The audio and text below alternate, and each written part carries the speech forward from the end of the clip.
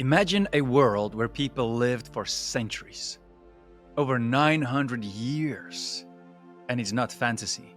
Entire lifetimes of children, grandchildren, and great-grandchildren overlapped for centuries. So imagine this, not just meeting your grandchild, but your great-grandchild. Your family alone could grow into a whole town, even an entire city made up of your own descendants. Just try to use your imagination. What would those ancient cities have looked like? How advanced would the technology be of the people of that time? And how many people would there have been in the time before the flood, in the time of Noah? Those are only some of the questions I'm going to answer right now. And the answers, they're going to shock you. The pre-flood world is only described from Genesis 1 to 7 in the Bible, but it was over 1,600 years from Adam to the Great Flood. The world before the flood was unlike anything we've ever seen. And to many, it might even sound like fantasy. A time of giants, long lifespans, and entire civilizations now buried beneath history. But it wasn't fantasy. It was real. And the Bible doesn't give us all the answers, like, for example, the amount of people that lived in that time, but it does give us mysterious, interesting clues so that we can try to piece it all together. And these clues, they all help us to know how advanced and full this ancient, mysterious world really was. Genesis 5 tells us that Adam lived 930 years. And then Methuselah, 969 years, the longest on record. But here's something that most people miss. Methuselah is not necessarily the oldest person. He is just the oldest on record in the Bible that the Bible mentions. The Bible does not talk about all the family lines that ever existed. Only a few, and only a few names, and only a few ages. For example, Genesis 5 verse 4 says, "The days of Adam, after he fathered Seth, were 800 years." Now listen closely. "And he had other sons and daughters." You see, we know nothing about these other children. Only that they were there, normal people like me and you. People who had joy, hardships, normal people that also had to choose between the light and the darkness. Their time came and it has gone. But the Bible doesn't say anything about how long they lived, what their names were, or how many they were. We do know that Seth died 614 years before the flood, which means some of Adam's other children could have lived longer than him, or even Methuselah. So Methuselah, he was the oldest on record, right? But a lot of people forget about this. From Adam, with his family line, all the way up until Noah, how many people were there? 10 generations, right?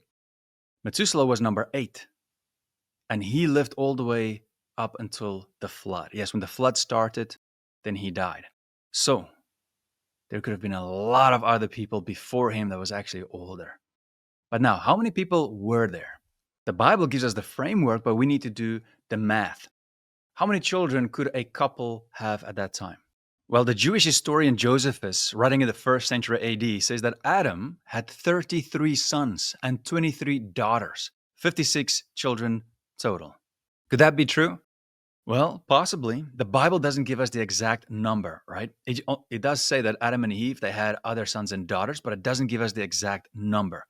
However, Josephus, he could have had other information that we do not have today. So it actually could be those exact numbers or not. It could be around there, right? Let's say 50. But let's use those numbers to calculate. If Adam and Eve had 23 daughters and each daughter had 56 children of her own, about a half being daughters, the population would explode. With the second generation, there would already be 644 people. Third generation, about 18,000. Fourth generation, about 500,000.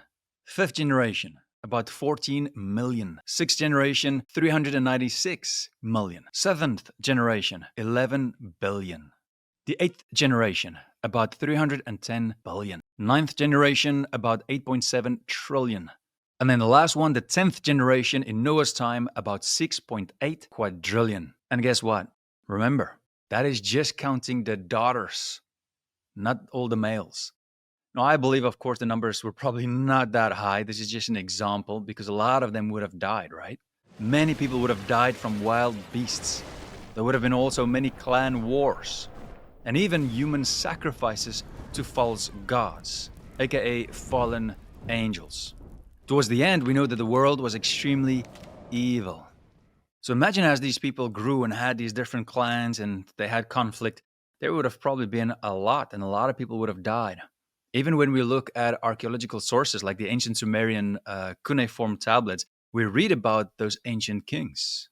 And then even also about their gods that we know they're just fallen angels, right? And also Nephilim at that time. In Genesis 6, we read, "When man began to multiply on the face of the land, and daughters were born to them, the sons of God saw that the daughters of man were attractive, and they took as their wives any they chose. Then the Lord said, My spirit shall not abide in man forever, for he is flesh. His days shall be 120 years. Verse 4, the Nephilim were on the earth in those days, and also afterward, meaning after the flood, when the sons of God came into the daughters of man, and they bore children to them. These were the mighty men who were of old, the men of renown." We also see in other parts of the Bible, sometimes God calls the angels the stars, but also the sons of God, especially in the book of Job. Now let's continue verse 5. Right after this, it says, "The Lord saw that the wickedness of man was great in the earth, and that every, not some, every intention of the thoughts of his heart was only evil continually." Now remember, this was not just in ancient Mesopotamia, this was all over the world. Remember, back then there was a lot less water. They could have walked to other continents, and also in some areas where there were water, they had boats. We do know from archaeological evidence that they had boats at that time from early on. And we also have evidence of humans from that time all over the planet. And many of their buildings and everything was built in the same way. Now, to truly understand how many people there were in that time, we do need to understand the world they lived in, because there are a lot of factors to take into account. And that world, it was very different from the world we live in today. Number one, perfect genetics. God created Adam and Eve perfectly, without flaws or any disease. After sin came into the world, decay began and spread across the whole world. But in those early generations, their DNA was still very good and strong, close to being perfect, compared to thousands of years after that, especially even just with Noah and his family, right? Because all of us today come from them. Everybody perished in the flood. So today our DNA, after those thousands of years, there's a lot of imperfections that crept in. But back then, there was none. Or let's say a lot less. There are no mutations, they were healthier and they were stronger, and they lived for centuries. Number two, richer soil and supercharged plants. Genesis 2 says the earth was watered by mist, not rain. Fertile soil and a balanced ecosystem may have produced giant fruits, vegetables, and a lot of crops. And fossil evidence do show giant plants and oversized animals once existed. Number three is ideal environment. The environment was different compared to today. There are many theories as to what this environment was like. For example, the canopy theory as well, and other theories that basically explains how the world was just so different that it protected them, shielded them from harmful radiation and other things, and it helped them to live a lot longer than we do today. But because of time, let's move on. Number four, consistent climate. Before the flood, there might not have been these harsh deserts or freezing winters that we have today. Back then, just stable, mild conditions worldwide. Number five is pure water and food. It was not like it was today. They had crystal clear water, right? But also the food they ate, it had none of those nonsense that we have today, like MSG, antibiotics, hormones, artificial colorants, and sugar, and a lot of nonsense. Their food was a lot richer in nutrients. Their water and air were completely clean. Imagine this amazing, beautiful world. Even all the extinct animals that was still there, including dragons, or as we call them today, dinosaurs, they were there. If this ancient and mysterious world doesn't excite you about God, that He created all of this, and how He planned it first to be good, then Satan came into the world, and of course everything was corrupted, but it was still very different than the world we live in today. If this doesn't excite you or want you to learn more about this world and God Himself, I don't know what will. In fact, that's part of the reason why my brother and I, we wrote a novel about this time. Check this out. Hey guys, I really hope you're enjoying the video so far, but I have some big and exciting news to share. I'm writing a novel with my brother set in the world before the flood. It's going to feel like a mix of fantasy and historical fiction. Much like Lord of the Rings, Warcraft, or Narnia. But here's the best part. It is based on biblical and archaeological truths. In this book, we're diving deep into the ancient world of fallen angels, the Nephilim, and the family lines of Adam, specifically Seth and Cain. You'll get to experience how they lived in cities like Nippur and Eridu, how they fell into darkness, and how they became so evil in a world filled with beasts and dragons like the Behemoth and Leviathan, described in the book of Job. If you've ever wondered what the world was like before the flood, in the antediluvian world, then this novel is going to bring it to life in a way you've never seen before. It's packed with action, spiritual battles,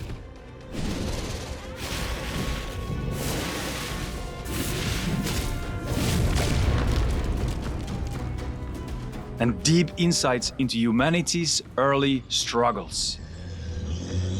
It answers the biggest questions of humanity. Why are we here? What is the meaning of life? And where are we going when we die? And here's the exciting part. I'm giving you, all my amazing subscribers, exclusive access to the first 4 chapters of the novel for free. Just click the link in the video description, enter your name, email, and we'll send it to you. Now, if you're watching this video much later, this book might already be out. And then you can just grab it at any of our websites, at DLM Christian Lifestyle or Ruach Entertainment. Now, this book is perfect for unbelievers and even for those on the fence when it comes to their faith, because it's a gripping story that pulls you in, and before you know it, you will see how it aligns with the truth in God's Word, the Bible. Now, thank you for sticking with me. Let's get back to the message of today. Number 6 is long fertility. Remember, when you compare it, the women of that time to the women of today, the women of that time, they could have a lot more children compared to the women of today, who only live, right, let's say maximum 80, 90, 100 years. And at that time, people lived for centuries. Also, the women were stronger, healthier, and they lived for centuries. Like if you can live until 900 years old, how many children could you have had? Now keep that thought. Let's look at the women closer to our day. What are the maximum amount of children that women could have? In 18th century Russia, Valentina Vasilyev had 69 children. And today in 2025, Mariam Nabatanzi of Uganda, she gave birth to 44 children by age 36. So imagine if you go back then, how many children you could have had, especially if you live until 900 years old. Many. And of course, there were people who probably had no children, who were killed early, people who had just a few children, and there could have been people who had a lot of children, right? Because their plan was to kind of build their own city with their kids, like Cain. I mean, back then, actually, those people, that the massive amount of populations that they had to build civilizations to sustain them with advanced technology. Genesis 4 tells us in the beginning how Cain traveled east to the land of Nod, and he built a city and named it after his son Enoch. Then we also read how his descendants invented tents, music, and tools of bronze and iron, not just tools of rocks or bones, as many people falsely believe today because of evolution. Bronze and iron. This means agriculture, trade, and construction were already advanced. And then, of course, we can also talk about the forbidden knowledge or crafts, secret arts that the fallen angels taught humans at this time. Probably and very likely through the family lines of Cain. But that's a video for another time. And actually, there's a few videos that I already made on that you can watch after this one. And I'll also add it for you in the video description down below. So remember to subscribe as well if you're new to the channel, because there's a lot more information here that you don't want to miss. Now let's move on. Archaeology shows early post-flood cities like Eridu and Nippur that's been built on ancient ruins, hinting that pre-flood people had large, organized urban centers. Actually, excavations at Eridu, considered the oldest city in Mesopotamia by many, reveal over 18 layers of rebuilding, pointing to a long history of advanced settlement. Ancient texts even describe Eridu as a city founded before the flood. Now, it's very interesting to me that this is also where they worshipped the god called Enki. That's a name in ancient Sumerian, but if you translate it into English, it means the Lord of the earth or the God of the earth. It's the same name the Bible gives to the devil, the serpent, the ancient serpent, the dragon of old, as Revelation calls him as well. And it's interesting that this god Enki also had serpent symbolism. You can watch more of that on my other videos, but let's continue for now. This world was not a world of cavemen. It was a world of different clans who could already make tools of weapons from bronze and iron for combat. And they spread into different areas all over the world, creating cities, safe camps, villages, and having advanced skills. But at the end, all wiped out one global judgment. This is also why I believe that this time period is connected with Atlantis. Oh man, Atlantis. I need to make a full video about Atlantis because it is so interesting. And I believe, of course, ancient historians like Plato, they wrote about Atlantis as a real place. And they described that it was destroyed by a what? Cataclysmic floods and earthquakes. Sounds a lot like the biblical story of the flood, right? That it was all wiped away.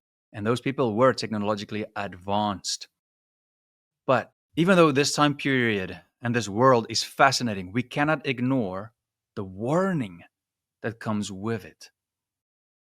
Jesus, even in the New Testament, when we go to the New Testament, I mean, there's thousands of years between what happened in the time period before the flood, God's redemption story as it continues with Noah up until Abraham was called from the land of Ur, from the Chaldeans. He called out and started the nation of Israel, and then all the way up until the tribe of Judah brought forth the Messiah, Jesus Christ. A lot of history there. But he connected Jesus Christ, when he did come, the light born, the end times with the time period of the flood, the time period of Noah. It's a big warning. Let me read it. Jesus himself said in Matthew 24, verse 37, "For as were the days of Noah, so will be the coming of the Son of Man." That's Jesus with his second return. "For as in those days before the flood, they were eating and drinking, marrying and giving in marriage, until the day when Noah entered the ark. And they were unaware until the flood came and swept them all away." That's God's judgment. So will be the coming of the Son of Man. You see, today there are billions of people who are alive. And judgment is coming for all of us.